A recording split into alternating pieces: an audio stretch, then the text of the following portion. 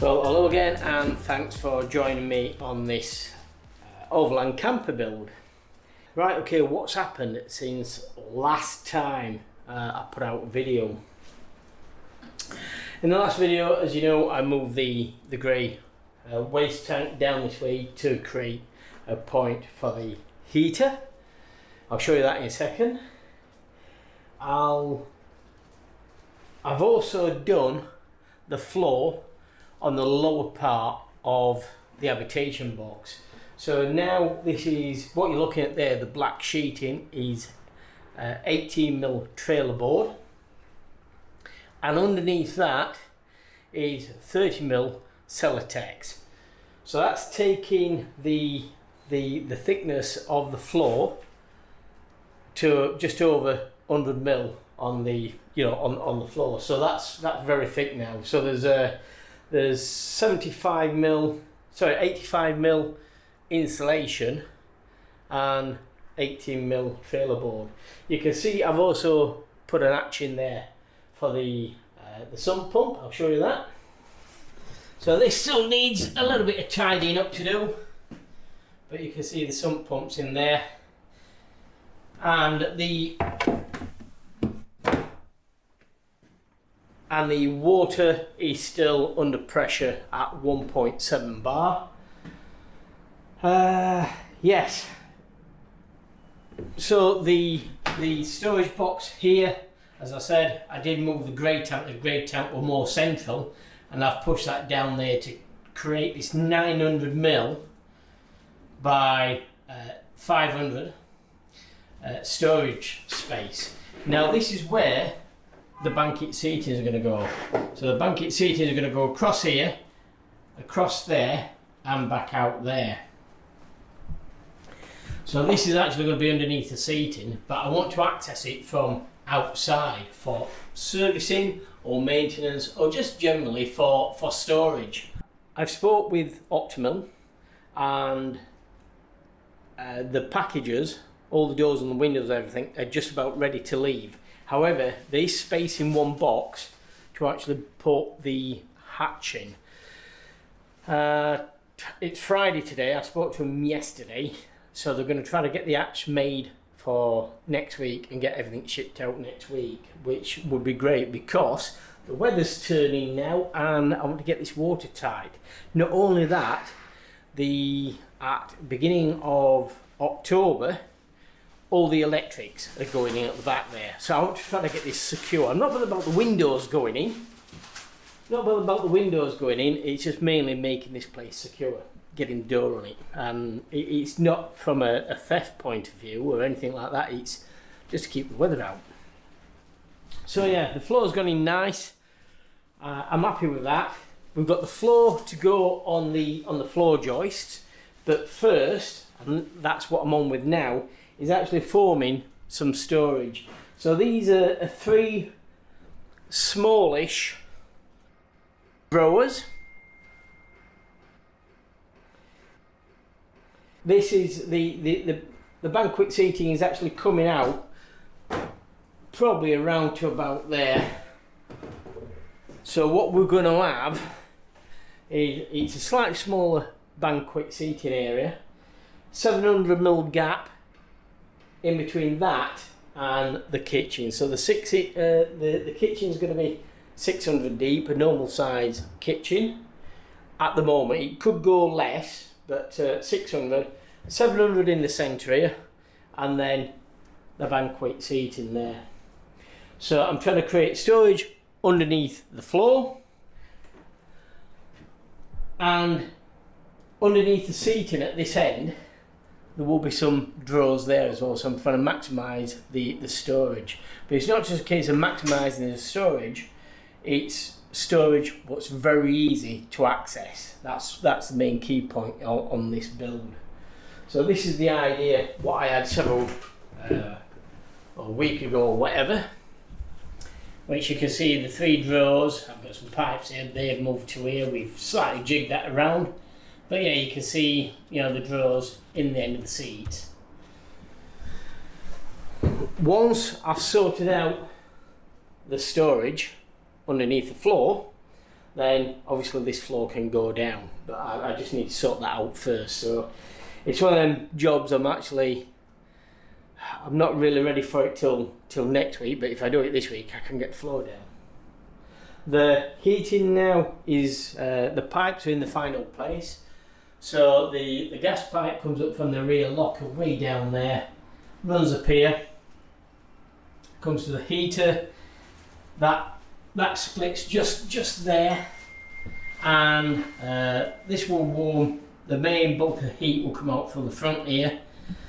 We've got heating running down, it actually goes up into the seating area, but it comes out, there's going to be a wall here, and that's going to blow out into sort of like the toilet, ensuite bathroom area. And then the next bout of heating is coming up through the floor, at the minute anyway, through the floor into the bedroom area. So the water tank there, what's insulated, that's basically where the foot of the bed is. So we have a north-south bed, and that's going to be, I mean, it looks quite high now because the bed's going to be actually on top of that wall there, but it's not. When you look at the floor, we have a step up onto that. We've got a couple of drawers on top of this this water tank, and then the bed base, then the mattress. So that's what I'm on with. We're just entering the weekend. I've got some solar panels to fix up on the top, and I've still got the sun visor to fit. Once the sun visor is fitted, that will give me the dimensions for things like the spotlights and the roof rack. It's mainly working out the roof rack that I'm on with, but I've got to get the sun visor on first to see how much clearance I need for the spotlights, and then I can work out the base of the roof rack. So I'll turn you back on shortly, and yeah, we'll see where I'm up to and so on.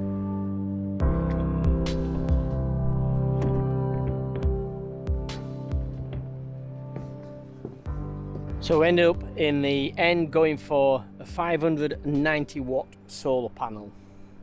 These just fit in between the rails very nicely. There's about 10mm at either side, and like I say, enough room in the middle there for the opening light at the back, the chimney and the kitchen skylight.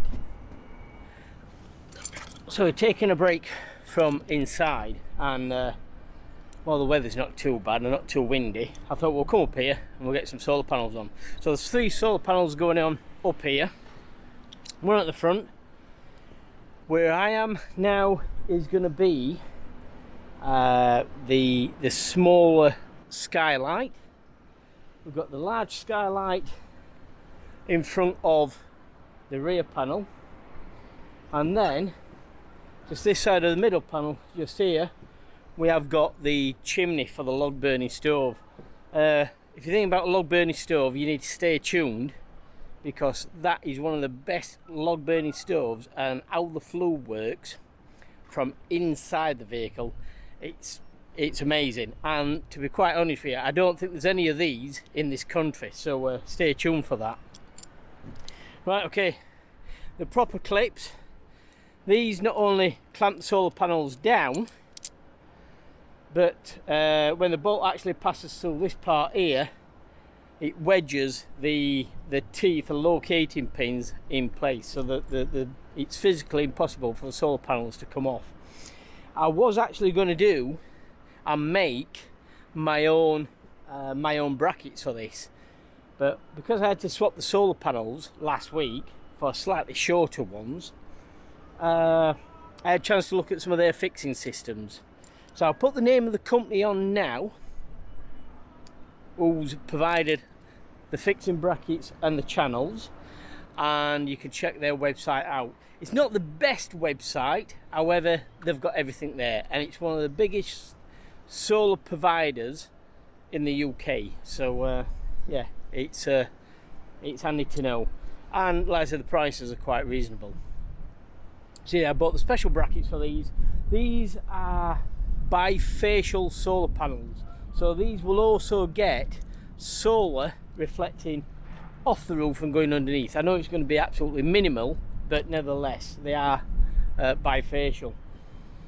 So 3 solar panels here, and then on the roof rack there's going to be the 4th solar panel, because we couldn't fit 4 what we wanted on up here, basically because if I did away with the chimney I could probably do that, but I didn't want to lose a log burning stove, because that's the whole idea of this camper. So yeah, the roof rack will have to be made so we can actually get this solar panel on the roof rack. There's nothing going to be up on the roof rack anyway. It's mainly for mounting the spotlights and now sitting the solar panel on there. It's to actually protect the habitation box. So yeah, so that'll bring you up onto the roof and show you the roof. Right, one more to fit, and we've done for up here.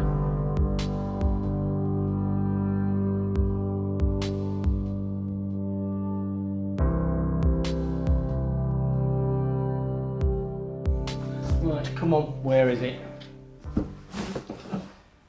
Oh, I found it. This week's sponsor. Right, this week I welcome on board Propex, LPG heaters for motorhomes and caravans. Propex I really prefer over the diesel heater for this, well, quite a few reasons really. Servicing intervals, the lack of noise, and there's no smell with them. There's no smoke, okay? This is a 2.8 kilowatt LPG heater. You can get them in the 2 kilowatt version. This is a 24 volt as well. So LPG, it's idiot proof, to be quite honest with you. It is so simple to use. Once you turn on, you can get a manual or electronic thermostat, turn that on, set it to a temperature and forget about it. We have this in eBay and I've never looked back on it. I tried 3 or 4 diesel heaters initially, and yes, they're cheap, and yeah, they are cheap and they're nasty. Yeah, get something like this. If you're having problems with diesel heaters, swap over to Propex. I can guarantee you won't have any problems. Nice long exhaust pipes for the fumes. Really good, solid Jubilee clips as well. You know, for the fixing kits. Everything's well made. The vents, yeah, let's show you this. I'm really excited about these vents as well. Right, really nice vents. The directional, you can close them off or shut them down. Really, really nice vents. Right, okay, that's this week's sponsor, Propex.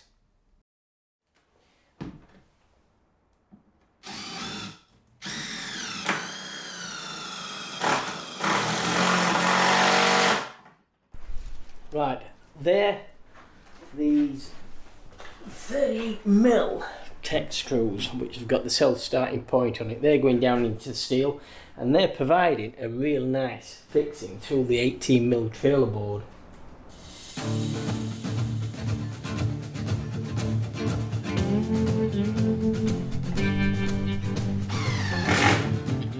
So what I'm trying to do here is create draw liners.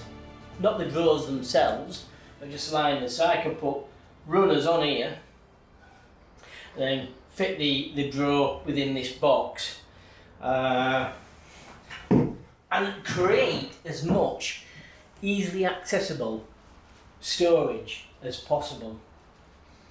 Like I said, we've got plenty of storage in eBay, but it's not always quick and easy to get to things, you know, like lifting up the mattress to get to underneath the bed and things like that. So yeah, plenty of storage, nice and easily accessible. This is fine here. I may just have to slightly just reroute these cables to about there. So yeah, I've put the drawer in there, and as you can see, this pipe needs moving. So I'll move that pipe, and that will make a nice 300 by 500 drawer. That will.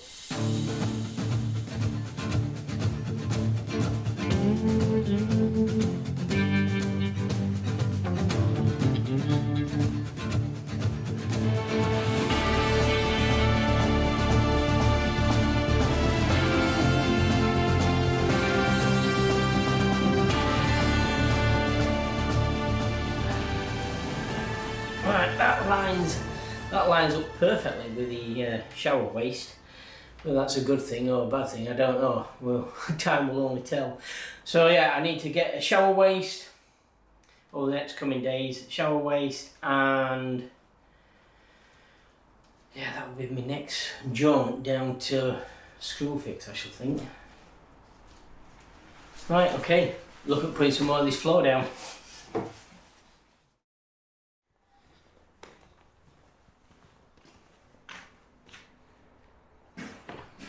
So one of the other jobs I'm going to do today, whilst the weather looks nice, is to get these sun visor on. The sun visor has been this one has been going on now for about 3, maybe 4 weeks. A bit of a joke actually with on behalf of Northside at Sheffield. They deal with truck parts, Mercedes parts, and so on. But yeah, the one of the problems what I've had with getting parts for the truck, not that I've ordered that many, if the truck doesn't come with this particular part, like the sun visor, they can't tell you what part it is. So even though it's a Mercedes Arocs and I want a sun visor for a Mercedes Arocs, well, it didn't come with that part on it, so they can't tell me the part number. And it's like, well, it's just the same as any other Arocs. So that was the first time I went in there to try to get this part sorted. Passing a couple of days later, coding, and what I'd done is gone on the internet, Auto Trader, and found a couple of trucks, about 4 in total, with sun visors on like this. So I gave them the registration numbers, and it was like, oh yeah, we can get that part. So yeah, a little bit strange how Mercedes works on something like this. Then they forgot the bracket, then they ordered the bracket again, but they ordered the same one as that one, even though I said it was the sister to it. So I eventually got the right bracket, and we're all ready to install this morning. So yeah, really nice to get this on, because we've got a couple of dents upon the roof, and even though I've got the new roof to go on, it's not going to go on this year, I don't think. So yeah, this is the sun visor. We'll just get the Arctic Fox on there maybe, and so on. Yeah, a little bit excited. Let's get this on.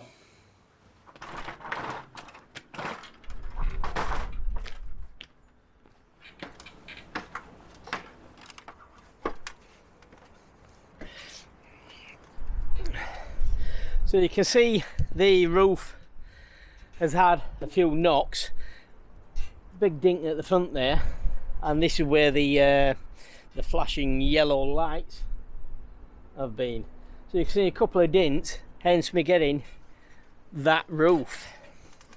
Now, like I say, the whole purpose of the sun visor is, yes, obviously to cut down the sunlight coming into the cab, but I needed to work out the distance for the spotlight and then the roof rack. But the whole purpose of the roof rack is to protect the roof and the habitation box. So those dents could have been quite easily done with trees, with branches. So yeah, the idea of the roof rack is to protect the vehicle, really. Yeah, obviously I would like to get a new roof on there, but whether it's going to happen this year, I think it's going to be more next year, down to time and finances. but who knows. Right, I think I'm just about finished for today. Saturday. I started at 6 this morning, and it's turned 6 now actually. So it's been a long day. I've got the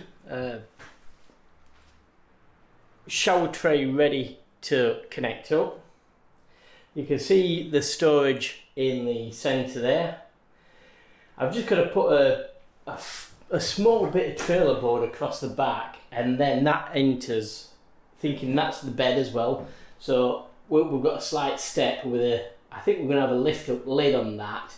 So we can lift up the lid and use that as storage at either side of the bed there. I've just created this shelf, which is this one here, and that's to go on top of the Propex heater. In fact, we'll put that in now. So yeah, just a simple shelf. I've basically jointed across this top edge. Put a couple of screws in there just to make sure it's all glued. But yeah, that drops in there and sits in like so. When we get the hatch in there and I come to service the heater, then I have to obviously empty the shelf, lift it up out of the way to there, and then I can get to the heater on the other side.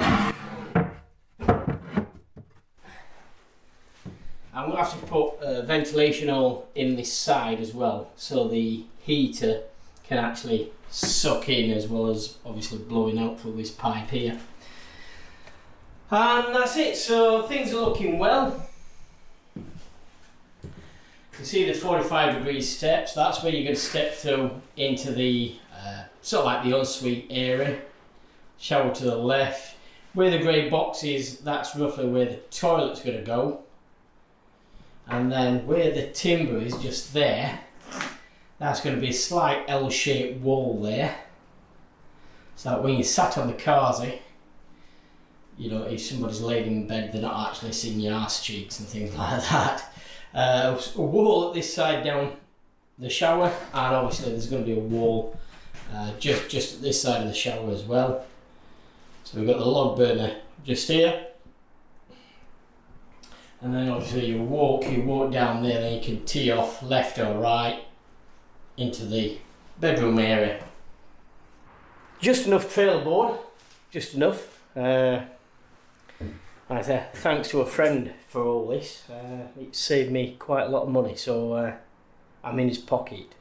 Well, I say that's it for today. So I hope you've enjoyed this episode 11. Is this now? Doesn't time fly? Comments. If you've got any comments, any questions you want to ask, let me know and I'll answer them on the next episode. So thanks for sticking around, and we'll catch you on the next episode.